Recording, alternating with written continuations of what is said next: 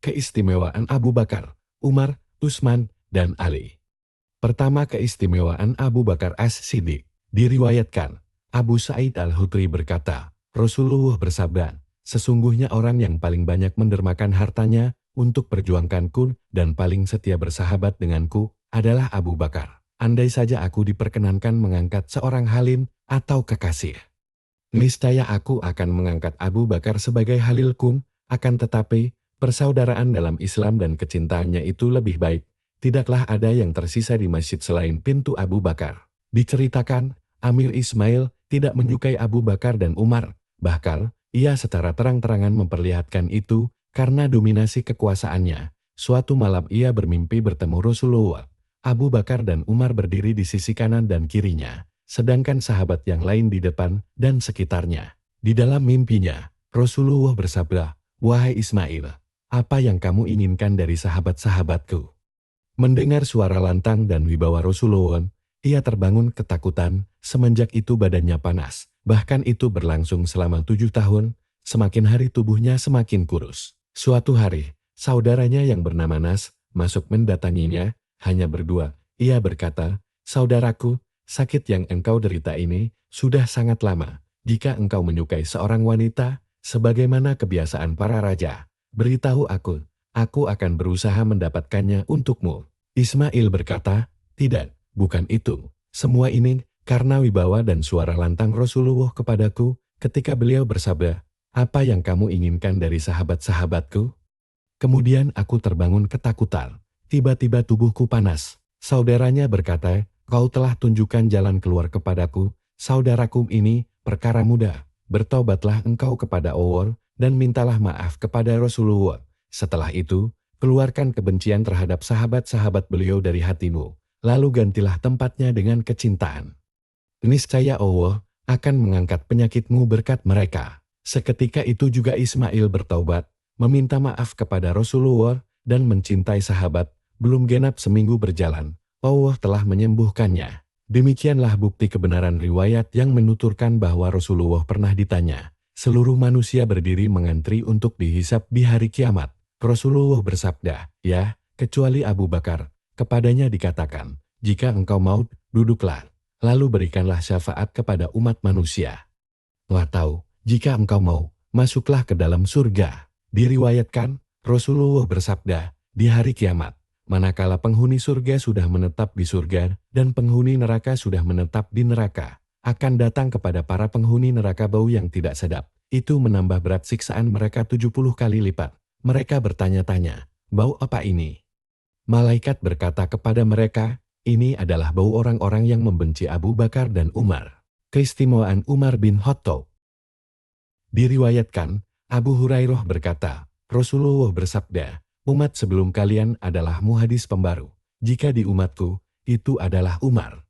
Dalam riwayat, Rasulullah bersabda, "Kebenaran telah diletakkan pada lisan Umar." Diceritakan bahwa ketika Umar meninggal dunia, Ali bin Abu Thalib masuk dan duduk di dekat kepalanya. Ia menangis dan berkata, "Demi Allah, denganmu Allah telah memenangkan agama ini, denganmu Allah telah menguatkan umat Islam.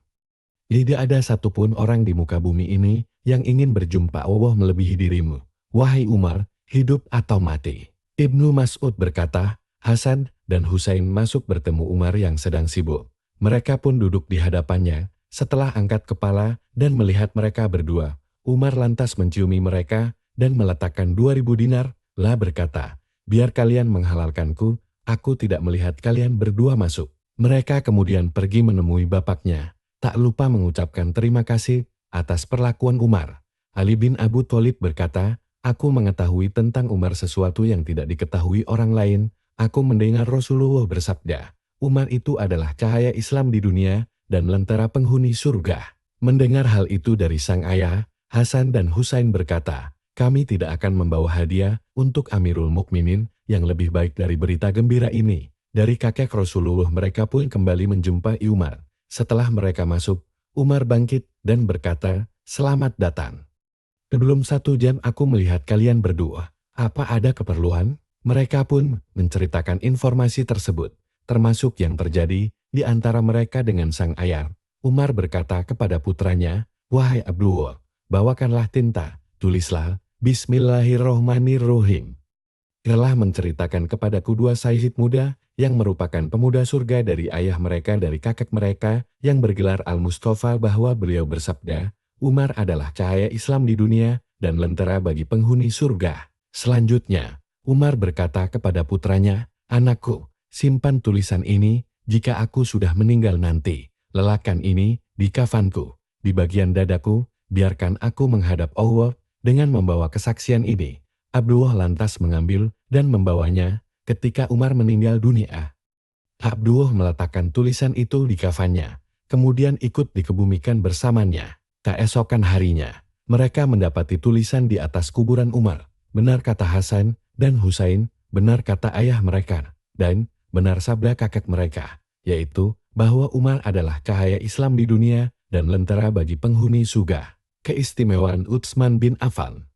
Aisyah berkata, Rasulullah berbaring di rumahnya, kedua paha atau kakinya tersingkap. Setelah itu, Abu Bakar meminta izin masuk. Beliau pun mengizinkan.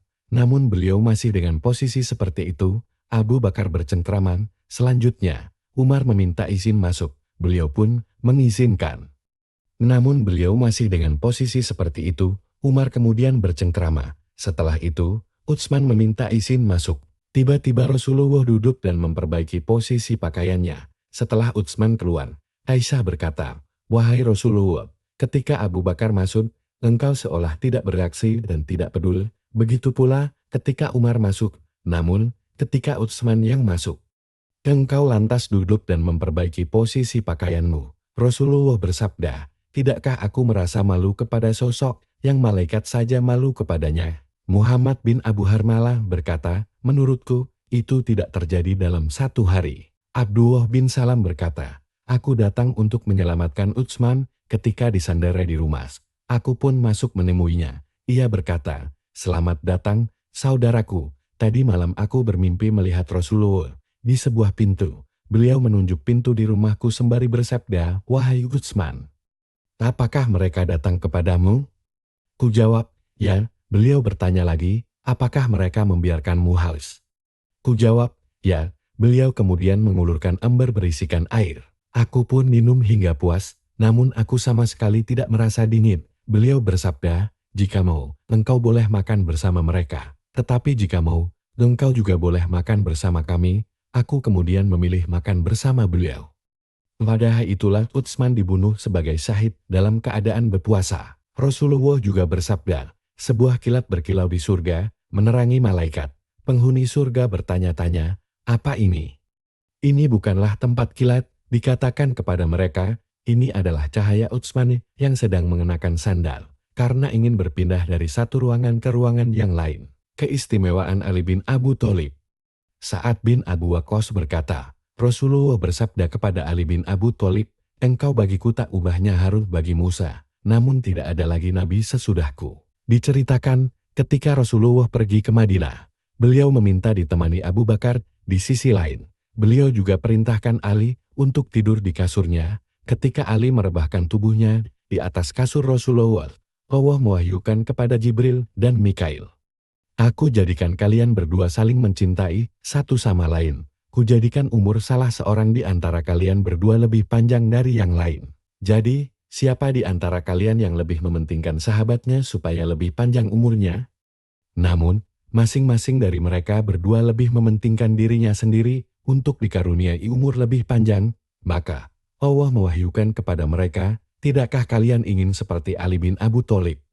Aku telah mempersaudarakan dia dengan Muhammad. Lantas dia lebih mementingkan Muhammad daripada hidupnya. Dia lebih memilih tidur di atas kasurnya ketika orang-orang kafir bermaksud membunuhnya. Sekarang, turunlah kalian berdua ke bumi, jagalah dia dari musuh-musuhnya, layanilah dia. Maka, malaikat Jibril di sisi kepala Ali, sedangkan Mikail di dekat kedua kakinya. Mereka berkata, kau memang tidak ada tandingannya, wahai alim, Allah dan para malaikatnya telah membanggakanmu. Terima kasih sudah menonton hingga selesai, jangan lupa untuk like dan subscribe.